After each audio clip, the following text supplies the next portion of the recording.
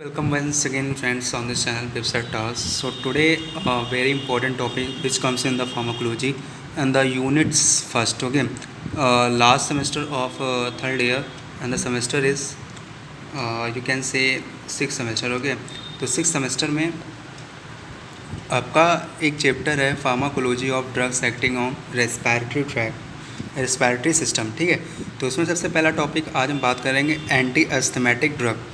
तो उसमें ये हमारी सेल्फ नोट्स है, तो मुझे लगा कि मुझे आप लोग के साथ शेयर करनी चाहिए, इससे नॉलेज स्प्रेड हो और आप लोग की हेल्प हो सके. ठीक है, तो जैसे कि आपको पता है एक कहावत है अपनी हिंदी मातृभाषा में कि सरस्वती भंडार की बड़ी अपूरब बात, ज्यों ज्यों खर्चे त्यों त्यों बढ़े बिन खर्चे घट जात.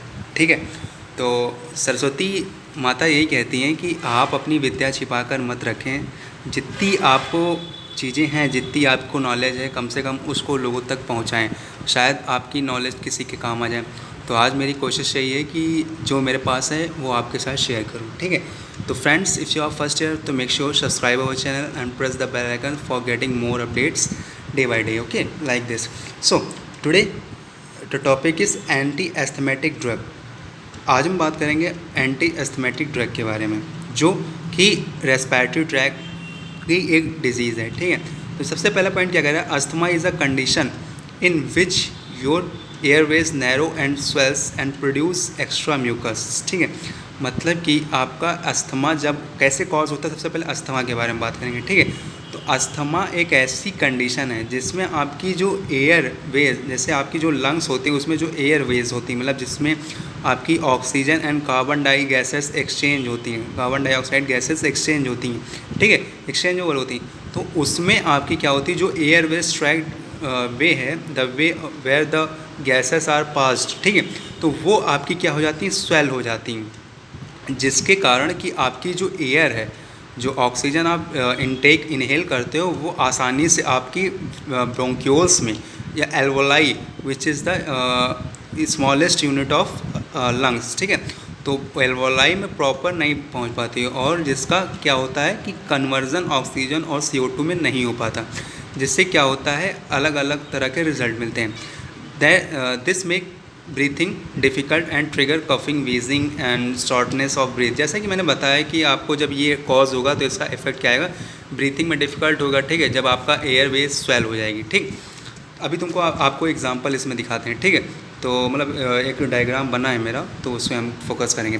तो नेक्स्ट है कि asthma is inflammatory disease and of the airways to the lungs. ठीक है, ये एक इन्फ्लामेटरी डिजीज़ है, एयरवेज टू द लंग्स. ठीक है, it makes breathing difficult and can make some physical activities difficult और इवन इम्पॉसिबल. ठीक है, तो सिंपल सी है यार, कोई भी चीज़ अगर कोई भी अगर विंड पाइप है, या यू कैन से कोई भी एक पाइप है, मान लो एक पाइप है. ठीक है, अब इसमें से पानी आपका बह रहा है. ठीक है, अब ये उंगली के साथ समझो मेरा, इसमें से पानी बह रहा है. अब इसमें से कोई ऑब्स्टेकल आ जाए. ठीक है, अभी जब ऑब्स्टेकल आ गई तो उंगली में बीच में देखो कितना कम गैप रह गया. ठीक है, तो इसमें पानी ज़्यादा तेज़ी से जो फ्लो में पहले बह रहा था, अब इस उंगली के बीच में आ जाने से उतनी तेज़ से ये पानी बह नहीं पाएगा. ठीक है, तो जिसके कारण आपकी ब्रीथिंग में डिफ़िकल्टी आएगी अगर एयरवेज की तुलना में बात करूँ तब. ठीक है, इस लाइन का मतलब यही कह रहा है. ठीक है, उसके बाद asthma symptoms occur when the lining of your airways swells and mucus around them tighten. ठीक है, muscles mucus then fill the airways further reducing the amount of air that can pass through. तो simple सी line है, ये simple से आपको point note down कर लें. सबसे पहले बेसिक ऑफ अस्थमा के बारे में बात कर रहे हैं. ठीक है, उसके बाद हम लोग आगे पढ़ेंगे. तो अब अस्थमा के साइन एंड सिम्टम्स क्या हैं, तो शॉर्टनेस ऑफ ब्रीथ, जैसा कि आपको पता है चेस्ट टाइट हो जाता है और पेन होता है, और trouble sleeping caused by shorten of breath, coughing and wheezing ETC. ठीक है, दीज आर द सिम्टम्स. ठीक है, अब अस्थमा का ये जो डायग्राम है आपका, अब मान लीजिए कि ये विंड पाइप है और इसकी ये चौड़ाई है. ठीक, अब इसकी चौड़ाई कम होकर इतनी हो जाए. ठीक, अब लिखा है ना नॉर्मल डायमीटर ऑफ ब्रोंक्यूल्स, जो ब्रोंक्यूल्स होती हैं लंग्स में, जो ब्रोंक्यूल्स पाई जाती हैं उसका नॉर्मल डायमीटर इतना है.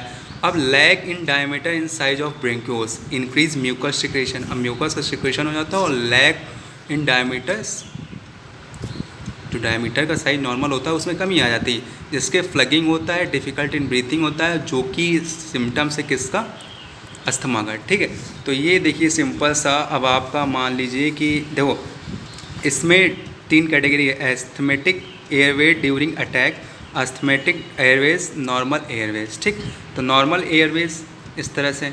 अब देखो नॉर्मल एयरवेज क्या है, ये आपका जो डायग्राम है एकदम ईजिली में आपको समझाया जा रहा है कि इन तीनों डायग्राम में डिफरेंस है क्या, कि ये जो नॉर्मल एयरवेज हैं, जो नॉर्मल ब्रोंक्यूल्स हैं, उसका डायमीटर थोड़ा बड़ा है, और बाकी जिस तरह से अटैक बढ़ता चला जाता है उसका डायमीटर छोटा होता चला जाता है। ठीक है, इसके कारण क्या होता है, टाइट एंड स्मूथ मसल्स, और आपका क्या होता है, अस्थमा कॉज हो जाता है। ठीक है, दीज आर द एग्जाम्पल।